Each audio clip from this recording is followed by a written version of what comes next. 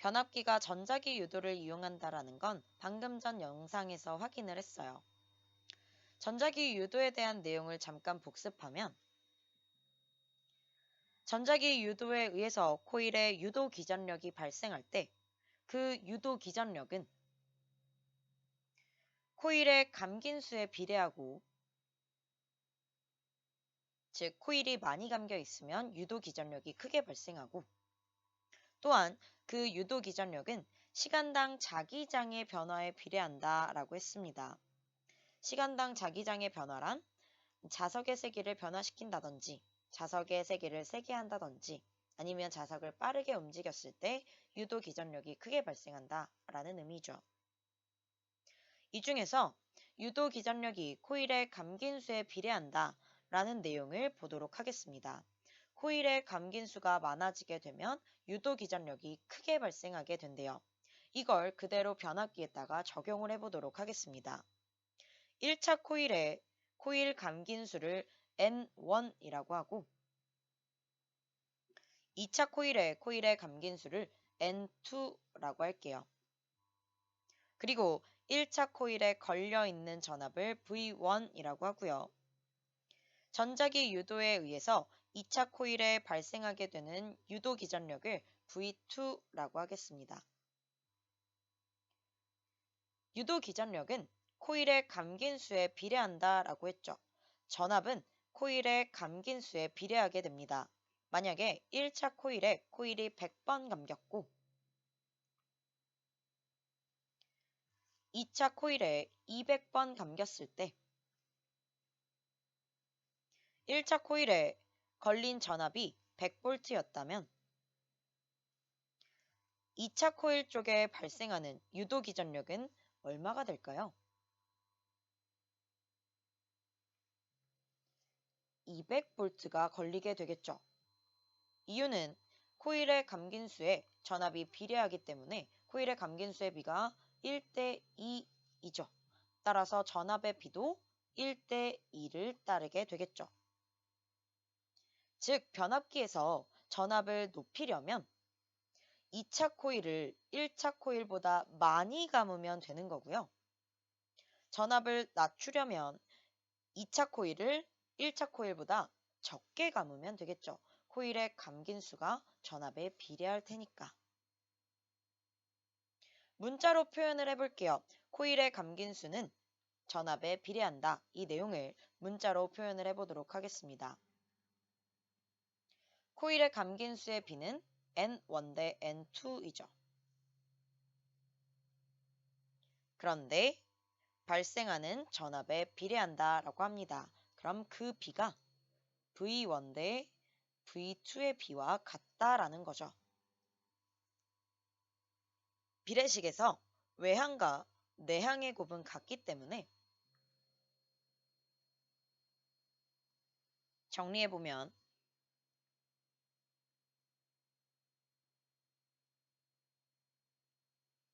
가 되게 됩니다. 그리고 이걸 다시 정리하면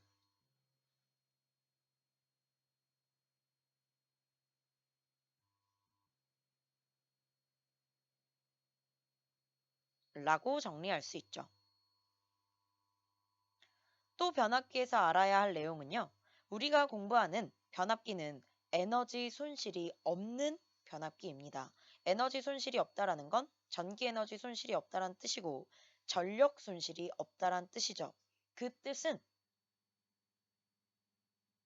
1차 코일의 전력량과 2차 코일의 전력량이 같다라는 거예요.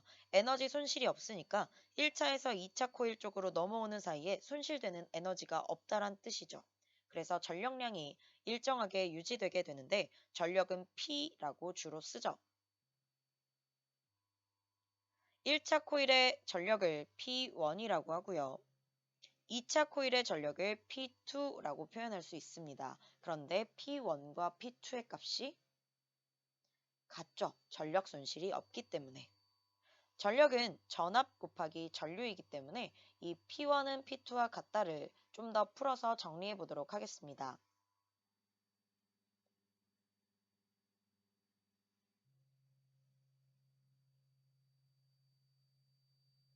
전력은 전압 곱하기 전류이죠.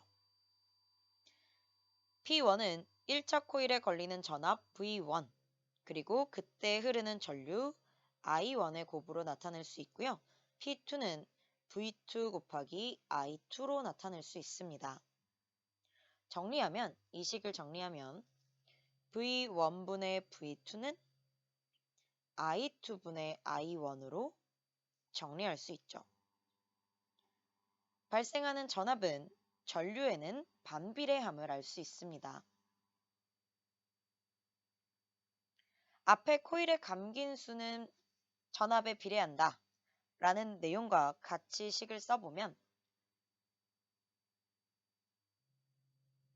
V1분의 V2는 N1분의 N2와 같고 그것은 I2분의 I1과 같습니다 라고 정리할 수 있어요. 전압은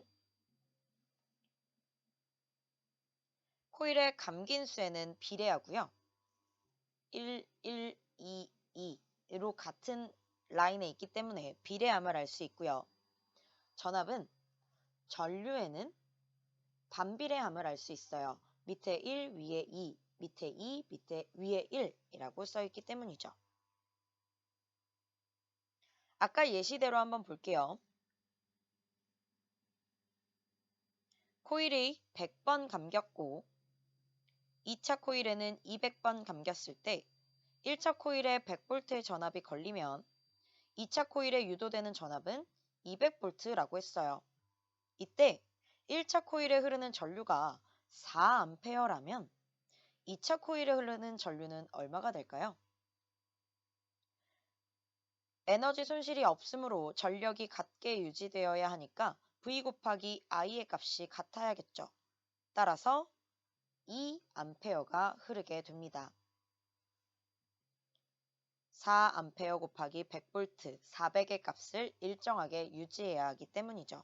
그래야 전력이 400W, 400W로 일정하게 유지될 수 있으니까. 또 다른 문제를 한번 내볼게요. 1차 코일에 걸린 전압이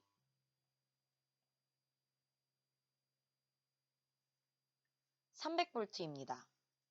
그리고 2차 코일에 유도된 전압이 100V예요.